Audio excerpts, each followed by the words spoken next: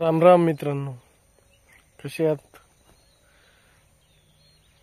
चला आज आपण नवीन काहीतरी व्हिडिओमध्ये सांगू. काल मला एक कमेंट आली होती की उमणीसाठी सर काय केलं पाहिजे. उमणी कशामुळे लागती तर एकतर शेणखतामुळे लागते.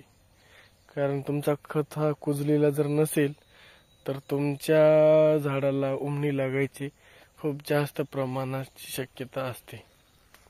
कशामुळे तर फक्त आणि खतामुळे म्हणजे शेणखतामुळे. बरं, आपण जास्त करून शेणखतच टाकतो ना.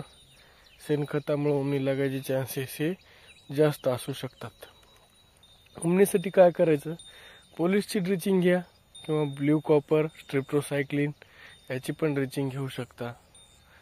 आणि त्यासोबत एखादं बुरशीनाशक पण घ्या. त्यामुळे कसं होईल, तुमच्या प्लॉटला उमणीचा प्रादुर्भाव थोडा कमी होईल. आणि सगळ्यात सांगायचं जर झालं तर उमणी का मुळे लागती तर तुमचा खत हा कुजलेला नसल्यामुळं. बस एकच करा की खत हा तुम्ही टाकताना शेणखत हा पूर्णतः 2 वर्षापासून कुजलेला पाहिजे. त्यासाठी तुम्ही एखाद्या वर्षाचं जरी खत असेल तर त्यावर तुम्ही आपले औषध टाकून हे करून त्याला पूर्णतः कुजवून घ्या. म्हणजे त्यामध्ये उमणी नावाचा घटक राहणार नाही आणि तो पूर्णतः म्हणजे पूर्ण असा भुसभुशीत होईल. त्यानंतरच तुम्ही ड्रॅगन फ्रूटला टाका, नाहीतर तुम्हाला उमणीचा त्रास हा जाणू शकतो.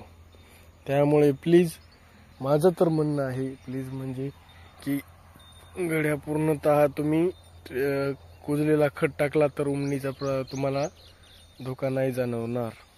बघू शकता आपण याला बांधून 4 दिवस झालेत. त्यानंतर हे पान केवढं आलेलं, कमीत कमी 5 दिवस झाले असतील, लय झालं. बघू शकता कितकं केवढं पान आपण वाढलेले. बस उमणीसाठी तुम्ही तेच करू शकता की तुम्ही कुजलेला खत, पूर्णतः कुजलेला खतच तुम्ही टाका. म्हणजे तुमच्या उमणीचा तुमच्या प्लॉटवर हे नाही दिसणार.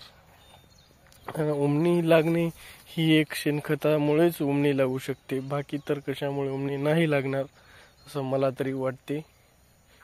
त्यामुळं तुम्ही खत कुजवण्यासाठी खूप सारी आहेत. ट्रायकोडर्मा आहे ते टाकू शकता तुम्ही त्यावर, त्याच्यामुळं खत कुजू शकतो. आपण आणले एक काय करायचं, 4-6 महिन्यांना अगोदर खत आणायचा, आपल्या वावरामध्ये ठेवायचा प्लॉटमध्ये.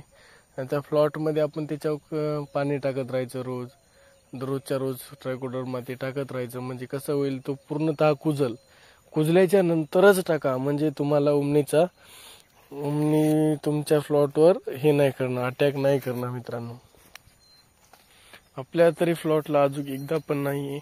आणि सध्यापेक्षा कसं स्ट्रेप्टोसायक्लिन, ब्ल्यू कॉपर हे कशासाठी, जर मर लागू लागली खूपच जास्त तर त्यासाठी तुम्ही त्याची पण आळवणी म्हणजे ड्रिचिंग करू शकता. बघू शकता आपला प्लॉट बऱ्यापैकी वाढलेला आहे. तर 20-19% तर आहेतच छोटे छोटे.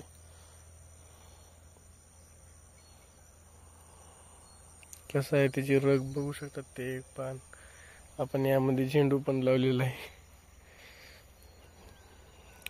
पूर्णतः वर आलेला आहे आपला प्लॉट. चालते मित्रांनो, लाईक करा, शेअर करा आणि अशाच नवनवीन व्हिडिओसाठी आपल्या चॅनलला सबस्क्राईब करा. म्हणजे आणि बेल आयकॉनला दाबून टाका. म्हणजे तुमच्यापर्यंत आपले नवनवीन व्हिडिओ लवकरात लवकर पोहोचतील. थँक्यू मित्रांनो. चालते, बाय.